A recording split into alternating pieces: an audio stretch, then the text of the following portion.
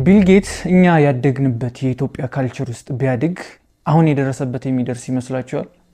እንዴ ሰክሰስፉል የሚሆን ይመስላችኋል? እሺ እኔ እዚህ እንትን ላይ የምስማማበትም የማልስማማበትም ሐሳብ አለ። የምስማማበት ነገር ምንድነው? አሁን ላይ በጣም ብዙ ስኪል ያላቸው ሰዎች እየወረዱ ነገር ግን ምንም የሌላቸው ሰዎች ወደ ላይ ከፍ እያሉ ነው የሚለውን ነገር ስማማበታለሁ።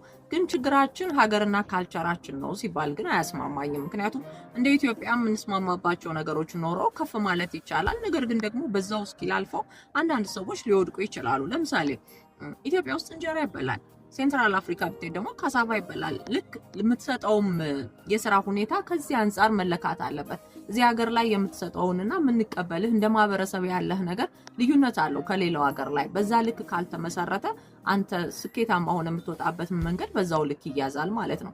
ለምሳሌ ሰብሮ መውጣት ይጠይቃል። ምንም አይነት ስራ ቻሌንጅ ይጠይቃል አይደለ? ያንን ማድረግ ግዴታ ነው። ሰብሮ መውጣት ሲባል ደግሞ ቃሉ ራሱ ሰብሮ መውጣት ነው። አለበለዚያ የተከፈተን አይደለም የምትሰብረው፣ ታግለ መስበር ማለት ነው። ቻሌንጅ አለው ሁሉም የሥራ አይነት በትግል ነው እንጂ ስኬታማ የሚሆነው የሆነ ነገር ድንገት አስነስቶ ስኬት ሊሰጥህ አይችልም።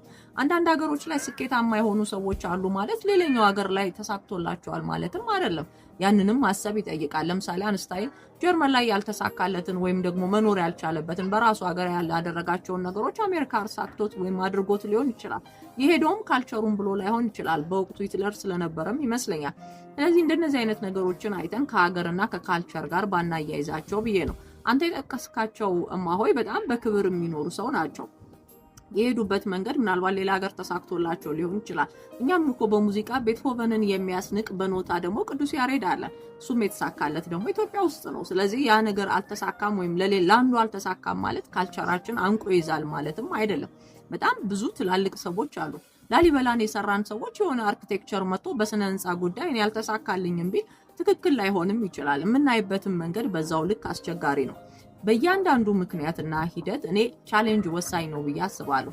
ለምሳሌ አንዳንድ ወፎች በ1000 ኪሎ ሜትር ርቀት ላይ ብቻ ኖሮ ይሞታሉ። አንዳንዶቹ ደግሞ ከአውሮፓ እስከ አፍሪካ ከአፍሪካ እስከ አውሮፓ እየበረሩ ትውልዳቸውን ያስቀጥላሉ። ያ ማለት ሁሉም አይነት ነገር ላይ አስቸጋሪ ነገሮች አሉ። ያንተ እንትን መውጣትና መውረድ ስኬታማ ሊያደርግህ ይችላል። እንደዛም ሆኖ ደግሞ የሆነ ሰው ስኬታማ እዚህ ላይ ሆን ይችላል፣ ሌላ ቦታ ሲሄድ ደግሞ ስኬታማ ይሆናል። እንደ ካልቸር እና እንደ ህዝብ ግን በአጠቃላይ